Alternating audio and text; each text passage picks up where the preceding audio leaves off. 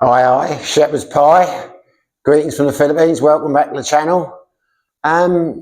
It's raining here today, so I can't go out. And well, I could, but I get wet.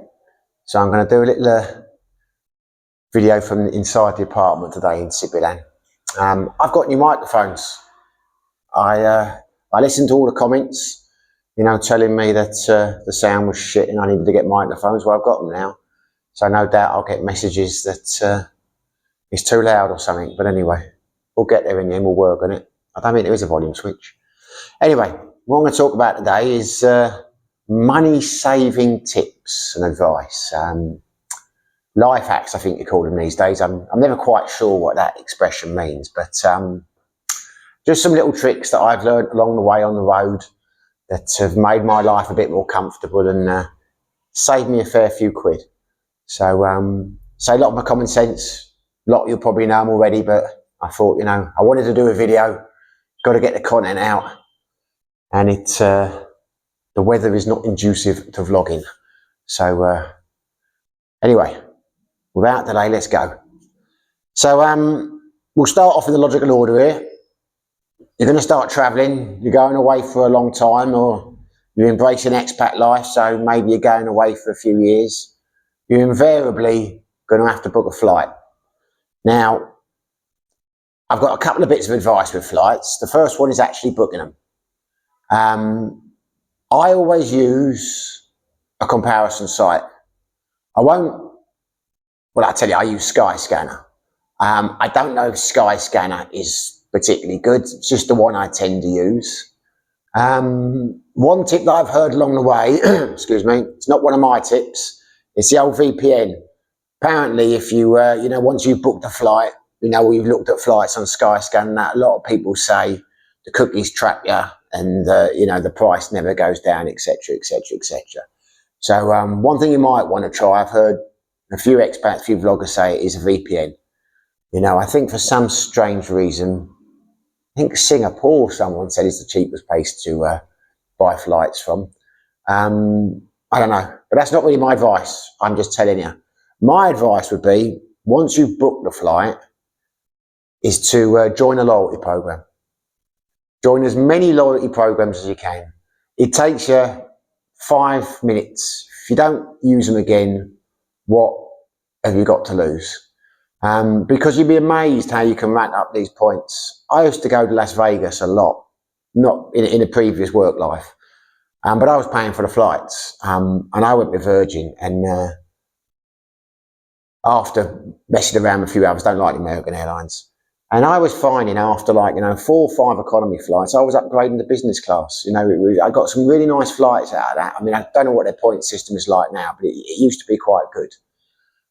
So join a loyalty program. I mean, when I was in Thailand, for a while I used Air India a lot. I can't remember if they were in Star Alliance or whatever, but I like them. I like their attitude. I like them. But towards the end, I started using Thai Airways.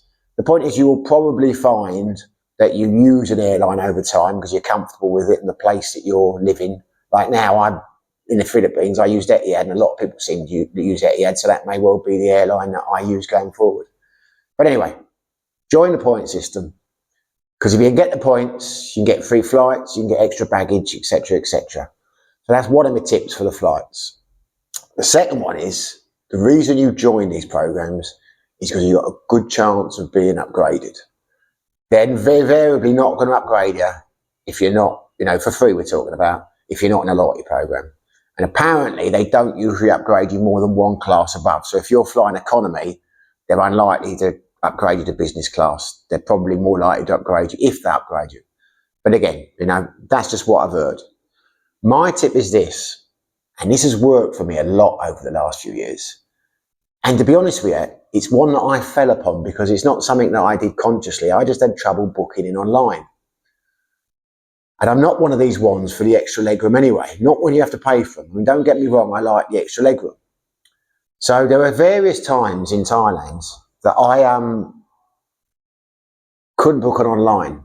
Particularly in the days where they wanted you to print the ticket off, because I like to have confirmation that I've done that, and we invariably ran out of ink, and it was always difficult to get it. So I never used to book online, and I still don't now, and I'll tell you why. I was always getting buses to the airport or coaches. And the things with coaches is you've got to allow a couple of hours, whether it be in the UK or whether it be in Thailand or whether it be in the Philippines, because you never know what's going to happen. You never know if there's going to be a delay or breaks down or whatever. So I was always getting to the airport. I always aim to get there at least 4 hours, sometimes more before the flight goes off. I'm just more comfortable that way. And what I was finding was, because I'd probably be the first person at the airport because I was getting there so early, when it came to go into the ticket thing, because I didn't have already booked online, I'd go up to the ticket counter, give them the ticket, ask for a ticket, book me on, and they'd ask me if I wanted to have an emergency seat, if I was happy to sit by, the emergency exit where you get the extra legroom. And I was always like, yeah, of course I am, I'll take that, no problem at all. And I'm not joking, that probably happened 80% of my flights. And I started thinking, why is that happening? And I came to the conclusion, rightly or wrongly, they have to fill that seat. I think they have to have someone, it's got to be an adult, by the aisle door. Okay? And if you try and book those seats online, you've got to pay for it, and it can be quite expensive. So I came to the conclusion, I think they try and sell them, and if they can't sell them, they then fill them with the first people to get there. I don't know. I don't know. But I tell you, it just works for me. And it was only after that happening 4 or 5 times, I started thinking, well, what's the point of booking online? And what I do as a rule of thumb now, it's like when I flew out here to the Philippines, for some reason, when I went to book online, I had long legroom on both flights, free. So I just took the flights. So, but if I'd only had regular legroom, then I wouldn't have booked on. I'd take my chance at the airport because there's a good chance they're going to upgrade you. They might do, they might not. But if you weren't going to pay for the extra legroom, what have you got to lose? You know what I mean? And it works for me, so that's what I do now. I'll have a look online. If I've got seats that I'm really happy with, like they're a good aisle seat or they've got extra legroom or whatever, and they're just giving me the legroom like they did on the flights out here, then I'll book it. If they don't, then I'll just turn up at the airport and see what I get. Because what you got to lose? You know what I mean? And it often works. And the other tip, which is a obvious one really, or it should be an obvious one, travel as light as you can. But if you are travelling heavy and you need extra baggage, then book your baggage online. Do not turn up at the airport with baggage. They will rob you blind. I'm not joking. They should wear masks, the prices they charge. It's daylight robbery, mate. Daylight robbery. And when you're looking at the flight, shop around because, it's surprising how many airlines will give you more baggage weight. And it's surprising how much you get in the Philippines because I tell you, Thailand, when I first started going over there, most airlines will give you 30. But by the end of the time when I'm flying back, it got down. Most airlines were giving you 23, some even 19, which is diabolically low. But never more than 30, unless you were in business class or, I don't know, maybe some premium economy. But here, flying out Etihad, they gave me 40 kilograms. So I took the full 40. And before I did that, I checked what my connecting flight from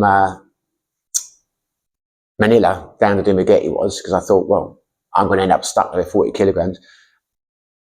And it was only £15 more than just having carry-on baggage to have luggage, and luggage was up to 40 kilograms. So, I mean, I went with it. I don't know why the Philippines is like that, but I've looked at a few flights since out of interest, and it just seems to be a Filipino thing that the flights here, you get 40 kilograms like the standard thing. So, I don't know why. Anyway, we've covered the old flights. It's going to be quite a long one because I've got a few tips. I don't know if anyone's going to stick with it. But, Bangling. Oh, sorry, I'm back to the flights. Dress smart. Dress smart. Look the part.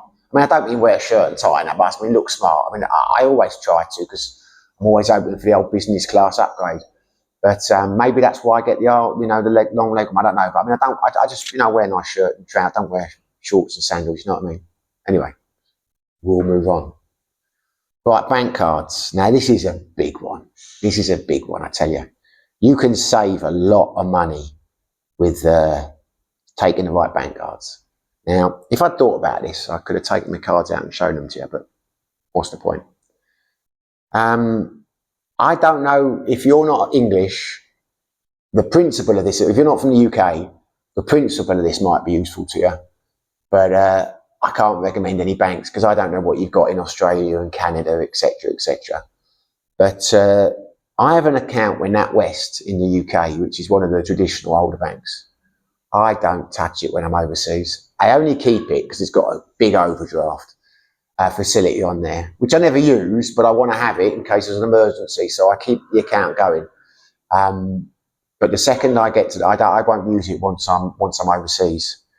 I've got two cards. I've got a Wise card and I've got a Sterling Bank card. And that's my advice to you. Get a Wise card or something similar and get one of the new bank accounts, whether it's Sterling or whether it's Revolut, whatever. You will save a fortune in terms of the exchange rates. The exchange rates are fantastic. They won't charge you for using ATMs. If you use the card to buy stuff, you know, I mean, that's the best what they recommend, use it to swipe it, because obviously if you draw cash out, you will have to pay fees. And trust me, you will all have to pay fees. Don't fall for this, like some of these banks, the American banks, the Canadian banks. I was talking to the Canadian guy next door. He was like, oh, well, that doesn't bother me because my bank refunds me the fees that are charged the other end. Okay, well, why do they do that? How can they do that? Think about it. The Filipino bank ain't giving the money back. So why are they offering to refund your bank charges? They're not charging you themselves and they're not charging you the Filipino rate either. And just to clarify, Wise and Sterling, they won't charge me for using the bank, but the Filipino bank will charge me. I think it's 250 pesos seems to be the standard over here. It's the exchange rate. Your bank, which is refunding you the cost, is making so much on the exchange rate that they can afford to. The guy next door didn't believe me, and I hadn't looked at it before, but I knew there must be a way of working it out. So we looked at the transactions. He was getting, I think it was Canadian dollars, so I don't know what it was. Anyway, to cut long story short, with Wise on their exchange rate, I was getting 4 cents more a dollar than he was. The basic rate was 4 cents better. And he worked it out on the transaction of 10,000 pesos, which is the most you can get out here. I think it worked out that, I don't quote me on the maths here because I can't remember exact figures. But the point was it was costing him about $6 more using his bank card, even after the things have been refunded, because the exchange rate was that much better with Wise and the same with Sterling. So this whole business about, you know, the bank refunds you, banks don't give you anything unless there's a reason. I mean, why is Sterling so good? Because they've got no overheads. They don't have any branches. They're an online bank. Again, that's why I keep NatWest. I like to have a branch I can go to, but they're going to close all those soon. So Sterling got less overheads. And they're new. They're trying to take business off people. Maybe in a couple of years' time, Sterling won't be so competitive. But hopefully market forces will dictate another bank will come along. But anyway, you will save a lot of money, fellas, getting just those two cards or the equivalent of them. I always have 2 cards because obviously you might lose one, you might have a problem. So, you know, better to have 2. Sometimes one might not work. So anyway, ATMs, we said there's charges for them. Even though you get a good exchange rate, you're still going to pay a fee in that on them. So wherever possible, pay with your cards. You know, when you're going shopping, if you can pay with your card, do it. If you're in a restaurant, if you can pay with your card, do it.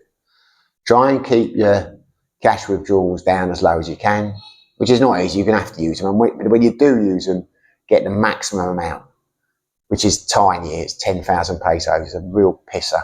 But that's the most you get out. No bank, as far as I know, certainly not any I found in Dumaguete, will let you get out more than 10,000 pesos. And they will charge you 250 pesos for using the ATM, whether you're taking out 1,000 or 10,000. So common sense, take the maximum out. The more you take out the maximum, the less times you're going to have to use the ATM, the less fees you spend. Right. Medical cover. we'll go with that one here because I'm trying to do it in a logical order. You want to sort your medical cover out. Check with your bank. A lot of banks will give you travel insurance for the first month free. Some won't, mine does, but that's just the account I've got. But check that. I mean, check if you need the first month's cover or not. If they don't, now I'm talking about travel insurance here. I tend to go with travel insurance. I will no doubt, if I stay in the Philippines, which I think I will, have to move on to private health insurance, because with travel insurance, there are limits. How that works in terms of the length of time you can have it. Now, I took out a 12-month policy. I think I could have had as long as 18. It may be when my 12-month policy runs out that I can start it again, straight away. And I don't know. Maybe it's because the premium goes up with age or whatever. I'm not sure. But I went with travel insurance because from the UK, God forbid I get like some long-term disease that I need treatment for, the dreaded C or whatever. I don't want to stay in the Philippines and have that treatment.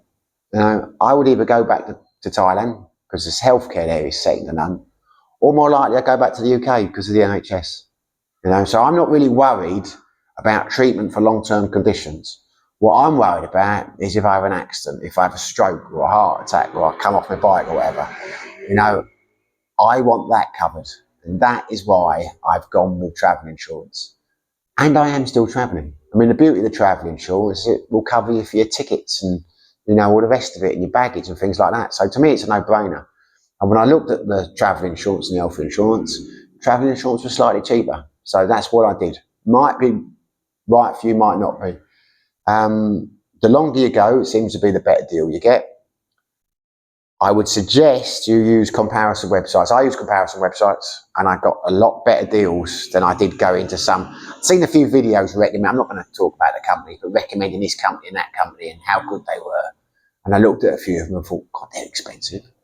So then I tried the old comparison sites and I think Go Compare was the best one I found, but I don't know. But the same policies were on each site, whether it was Money Supermarket, Go Compare, Compare the Market, whatever. I can't remember which one I used. I think it was, I can't remember. Anyway, what I liked about the site that I use and some of it, they rate the policies for you.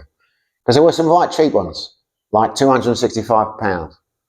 But they only got 2 stars from the independent ratings of the comparison website. We started looking at the small print. They would cover you, but you had only to go to certain hospitals and certain treatments and all that kind of stuff. And then I found a policy, the one I went with, which was £533 for 12 months. And it was a 5-star policy. And I looked at it, and I think it's up to £15 million cover. And it just looked like it was good. It cost me probably about £250, £300 more than the other one, but to be honest with you, I don't want to be in hospital worrying about, whether I'm going to get taken in the hospital, worrying about when they're going to pay out the insurance and that. So for me, I'd rather get a good policy. Personal responsibility, personal choice, up to you. But my advice would be don't skimp on the old insurance policies. But make sure you got it. Got to have cover. You've seen my video about what happened to Steve and, people I've met over the years who haven't got insurance. It's not the way to go, fellas. It's a very, very, very, very dangerous thing to do. Right, so now we got here. Don't worry, this video is going to come to an end very shortly. Trouble is, when I've done this, I'm going to think there's a few more little tips, so not a bad thing, I can do another video. Back to the banking as well. Open a local bank account if you can. Always open a local bank account. Not so easy here in the Philippines, but Thailand is a piece of piss. Get a tourist bank account. You can go in virtually any of the banks. All you need is like your ID. Some will want a rental agreement, but it doesn't have to be a rental agreement. It can just be a letter from the hotel saying that you're staying there, for a month.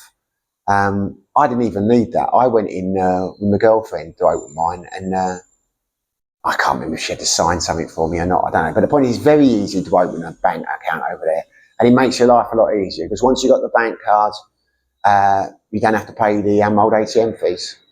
So perfect scenario would be if you're in Thailand now or the Philippines, you open your Thai account and you transfer money into your Thai account or your Filipino account from your Wise card or your Sterling, and then use the old ATM. Don't have to worry about the fees, do you?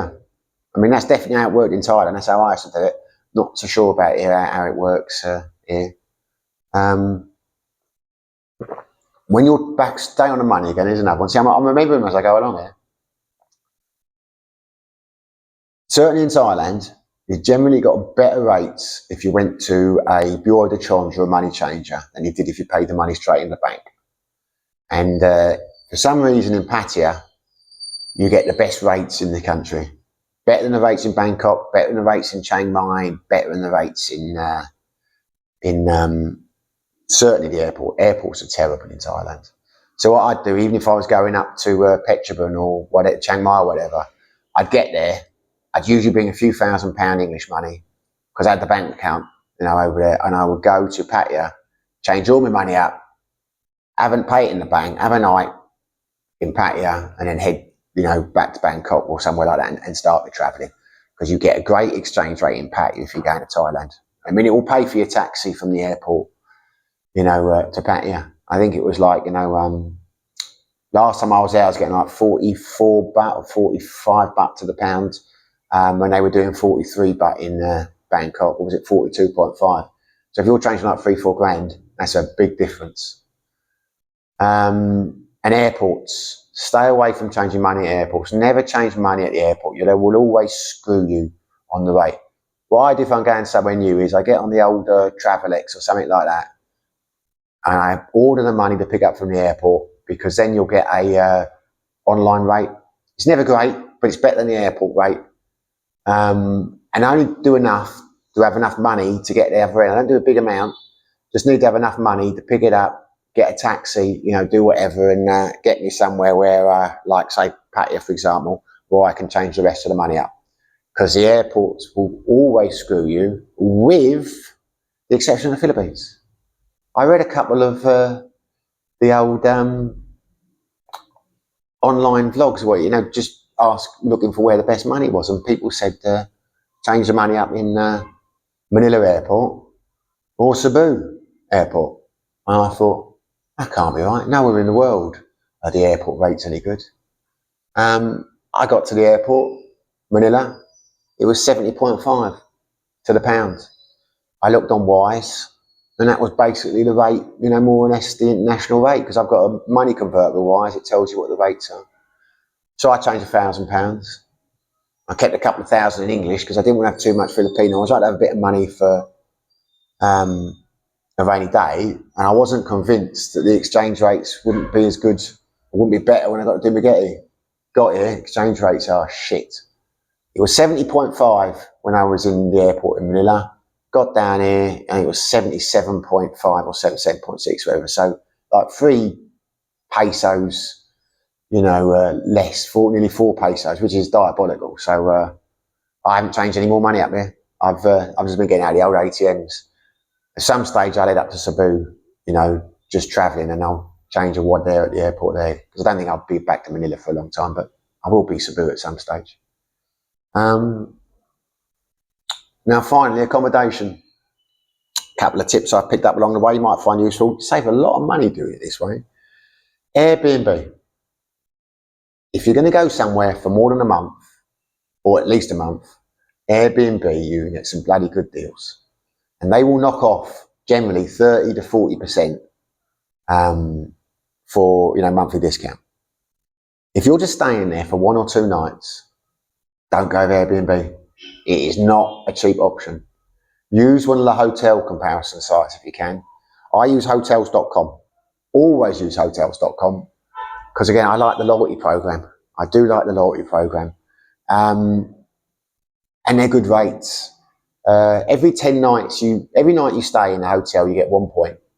And then when you stay 10 nights, you get a free night. Now, I ended up overstaying when I was in Sikihor,